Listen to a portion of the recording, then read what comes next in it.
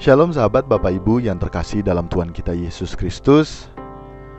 New Chapter Message hari ini berjudul Kecanduan Pribadi Tuhan.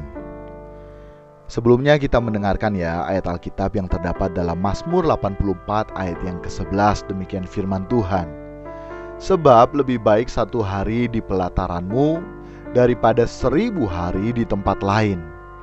Lebih baik berdiri di ambang pintu rumah Allahku daripada diam di kemah-kemah orang fasik.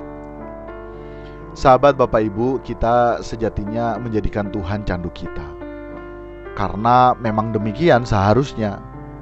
Kita ini tidak dapat hidup tanpa Tuhan. Sekali lagi, kita tidak dapat hidup tanpa Tuhan. Kita kecanduan pribadi Tuhan, dan kita tak dapat hidup di luar dari hadirat-Nya. Karena saat kita tidak hidup dalam hadirat-Nya, berarti kita hidup dalam hadirat dunia ini. Kita hidup dalam hadirat dunia ini, kita hidup dalam hadirat kuasa kegelapan yang mengiring kita semakin menjauh dari hadirat Tuhan dan menjauh dari pribadi Tuhan. Nah, kita benar-benar harus menyadari hal ini sahabat Bapak Ibu. Jangan kita mengira kita sudah tinggal dalam hadirat Tuhan, tapi ternyata itu kamuflase. Sebaliknya kita tinggal dalam hadirat dunia ini karena kita menganggap dunia ini masih bisa memberikan kita kenikmatan-kenikmatan yang membuat kita nyaman hidup di dunia ini. Nah, kita harus menyadari keberadaan diri kita.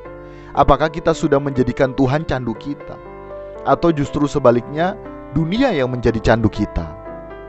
Bila kita menjadikan Tuhan candu kita, maka kita sewajarnya akan menyadari bahwa kita senantiasa hidup dalam hadirat Tuhan. Setiap sikap hati kita, pikiran kita, renungan hati kita, perkataan kita, bahkan tindakan kita akan kita jaga. Karena apa? Karena kita menyadari kita senantiasa hidup dalam hadirat Tuhan. Kita menjadi pribadi yang berjaga-jaga dalam menggelar hidup di kesementaraan ini. Kita senantiasa merindukan dan hidup senantiasa dalam hadirat Tuhan. Nah, dengan demikian kita benar-benar mengalami Tuhan yang hidup. Bukan hanya sekedar mengalami Tuhan dalam fantasi kita semata. Seperti ayat Alkitab yang barusan kita dengar, bahwa memang lebih baik 1 hari di pelataran Tuhan daripada 1000 hari di tempat lain.